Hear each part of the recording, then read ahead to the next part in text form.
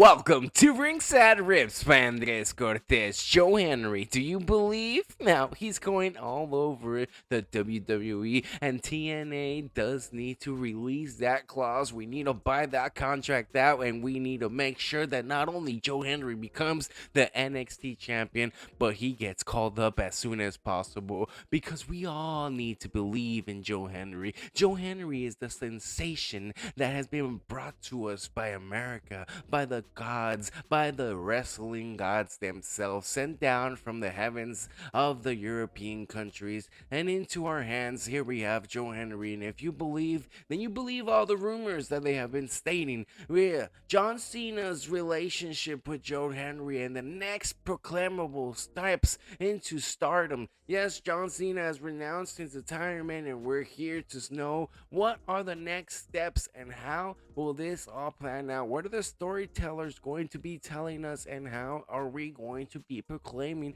and what the next steps for his retirement plan is. Now, we see the merchandise, we see the profits, we see the marketing techniques, we see every single bit of John Cena's brain being aligned, being controlled, being assigned by the profit and the profit only. G's going to be just like every other athlete, going around in his last goodbye, his last charade. So buy your tickets now, or that's what they say. Why? Because they're in it for the money, they're in it to say goodbye, and they're in it to be considered a Hall of Famer.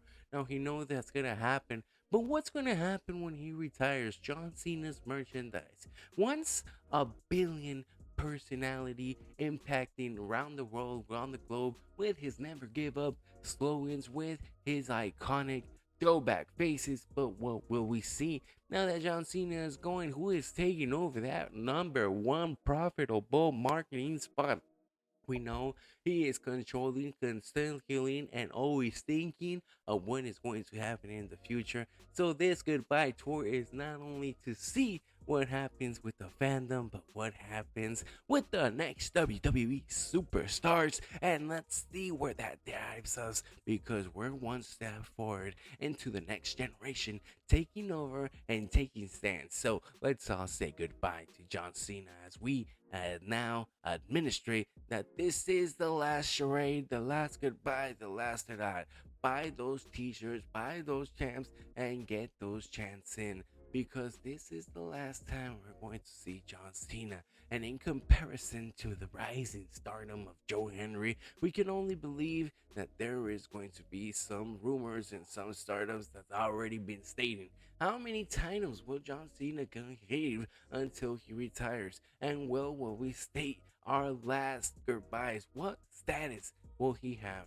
Will he continue to win titles? Is that even possible in his last goodbye? He did state that he will be in a Money in the Bank. He did state he will be in an Elimination Chamber, in a Royal Rumble. He will be in another WrestleMania. So what will that be at stake? What will that continue to be? Will we see Roman Reigns back in WWE? Everything keeps building up. The new bloodline keeps heating up, and everybody knows that Roman Reigns is in his way back. But when?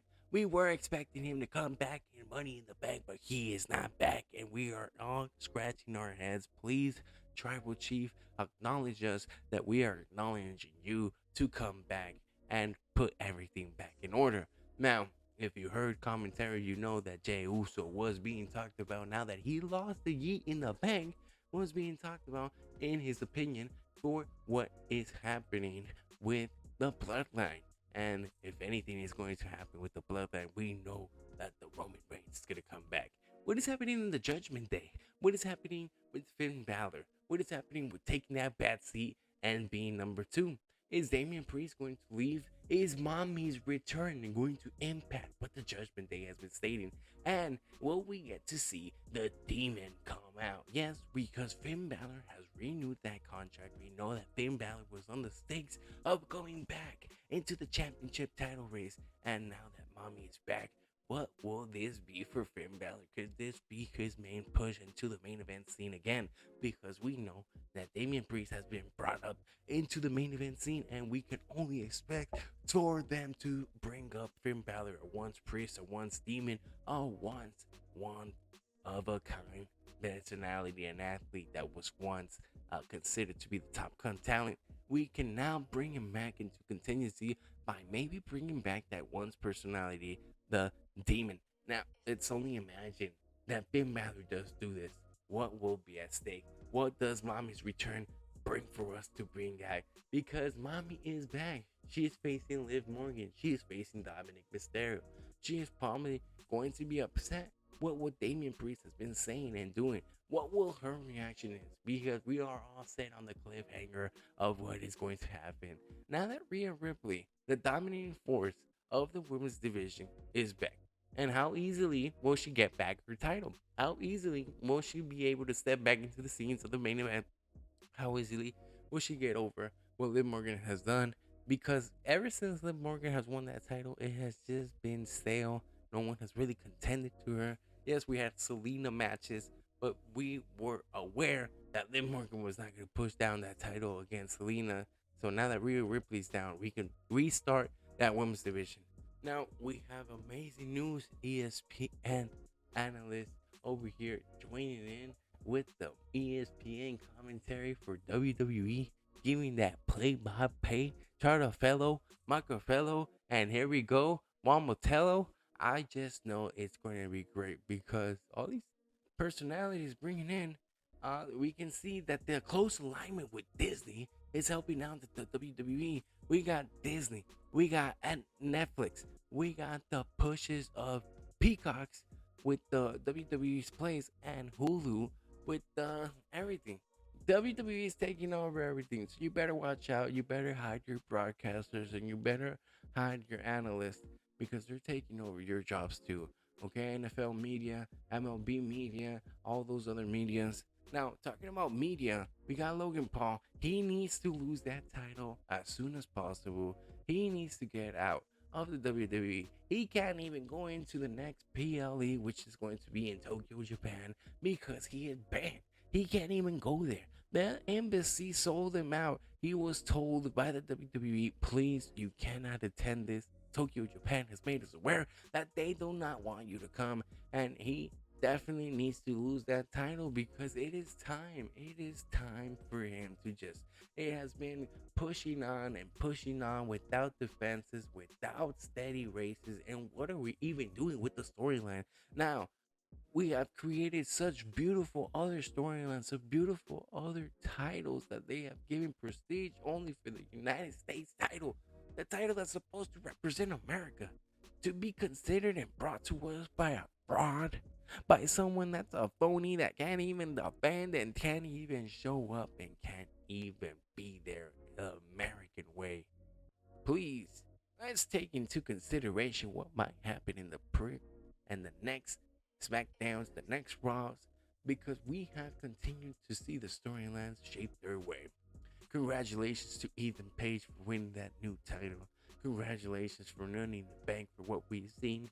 And for the continuations, because SummerSlam is right around the corner and things are heating up. So, is the NXT coming up with a new PLE now that Bloodline has been announced?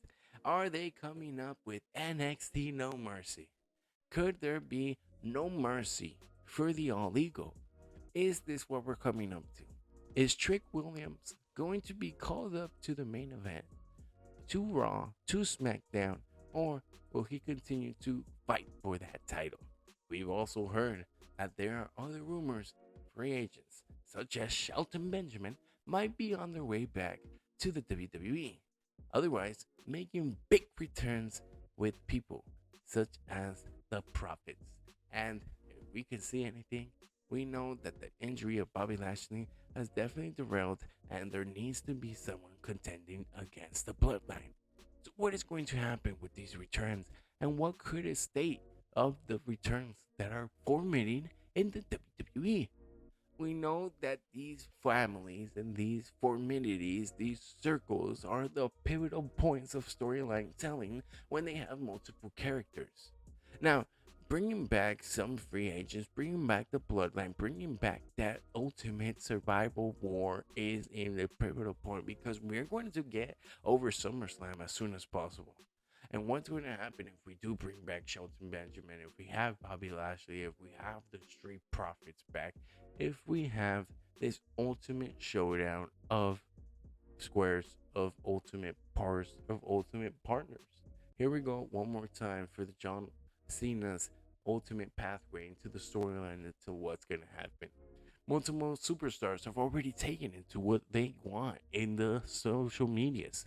We have Zack Ryder telling us, Matt Cardona, hey, I want a shot. The Miz saying, hey, I want a shot. Everyone wants a shot one more time at John Cena. Just to be able to be in the ring with John Cena because it is his last goodbye. So you gotta watch it. You gotta understand that this is the last time you'll ever see one of these heroes. It's like when we got to see Hulk Hogan for the last time. And just because The Rock doesn't retire doesn't mean that these type of people won't retire and these type of people will actually come back to the ring.